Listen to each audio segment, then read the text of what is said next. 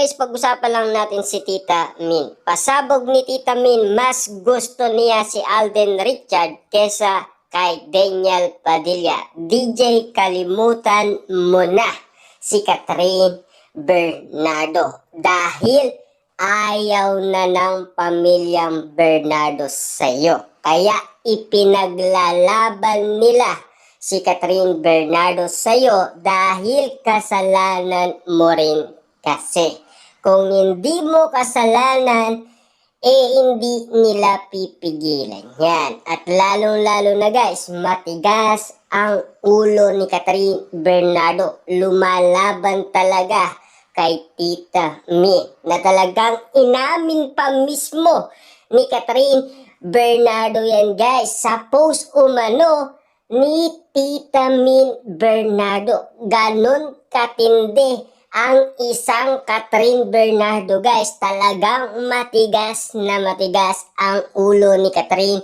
Bernardo. At isa pa, palaban na palaban talaga.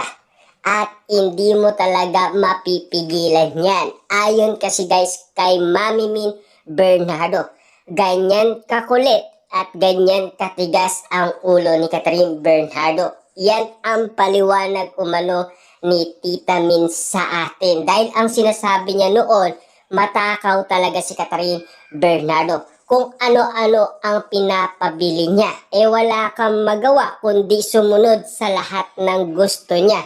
Pero kapag daw natikman na ni Catherine Bernardo, ayaw na. Ganon daw talaga si Catherine Bernardo guys. Ayon kay Tita Min Bernardo, matigas ang ulo at talagang pasaway na pasaway. Ayon guys kay Tita Min Bernardo. Pero sa pagkakataong ito, hindi pwedeng pumayag si Tita Min Bernardo. Lumalaban na sila kay Catherine Bernardo at hindi na inaayaan pa na pakontrol siya kay Daniel Padilla. Kita nyo naman guys, no? Unang tagpo pa lang ng Katniel sa Christmas special na starstruck na kaagad si Catherine Bernardo.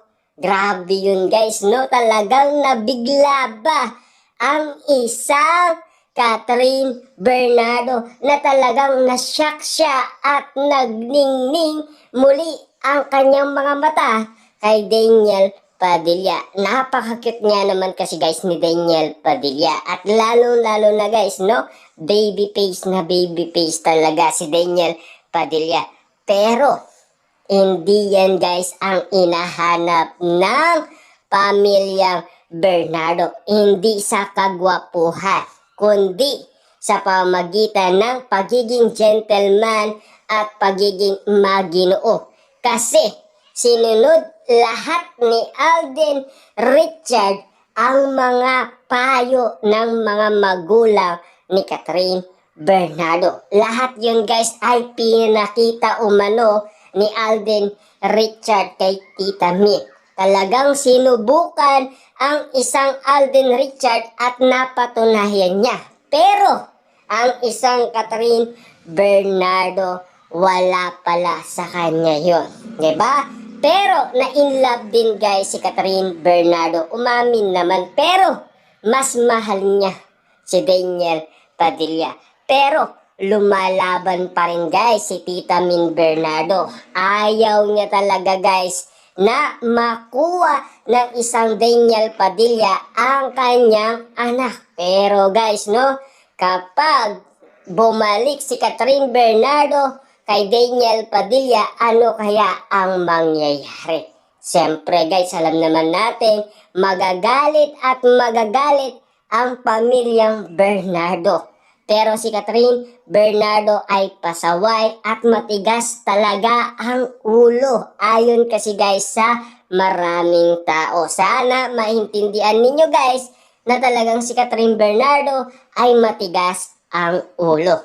Siyempre kahit na nakapagsalita na yan, kung gugustuhin niya daw ang isang bagay, talagang pipilitin niya. Yun ang gusto ni Catherine Bernardo. Basta't ginusto niya ang isang bagay, ipupush niya talaga yun. kahit na meron pang nangyaring iwalayan at kahit na niloko pa siya ni Daniel Padilla ng ilang beses, wala kay Catherine Bernardo yun dahil matigas ang ulo niya at kitang-kita naman natin guys, in love siya. At lalong-lalo na guys, na starstruck yata ang isang Catherine Bernardo guys kay Daniel Padilla. Napabilib yata guys ni Daniel Padilla si Catherine Bernardo. Na alam na kasi guys ni Daniel Padilla ang kaugalian at kahinahan ni Catherine Bernardo. Alam na alam yan ni Daniel Padilla. Kaya nga naman guys, no, hanggang ngayon, nakokontrol pa rin ni Daniel Padilla si Catherine Bernardo. Talong-talo pa rin guys ang ating idolong si Catherine Bernardo na ayon sa kanya, na dahil sa iwalayan, naging palaban at naging matured.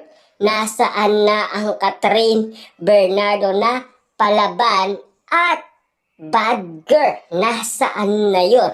At nasaan na ang naging matured na Catherine Bernardo? At nasaan na ang sinasabi ni Catherine Bernardo noon kay Boy Abunda na wala ng pag-asa si Daniel Padilla at ayaw na umanong balikan ni Catherine Bernardo ang mga alaala kay Daniel Padilla. Pero nung nakita lang ni Catherine Bernardo si Daniel Padilla, biglang nagbago ang lahat.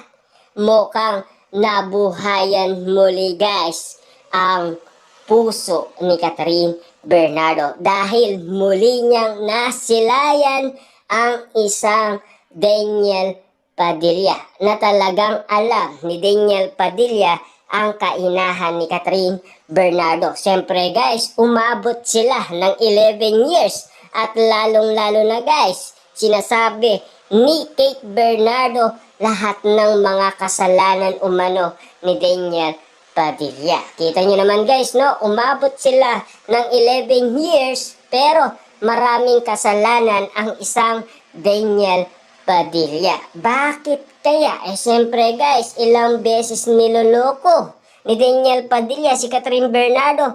Marupok talaga yan.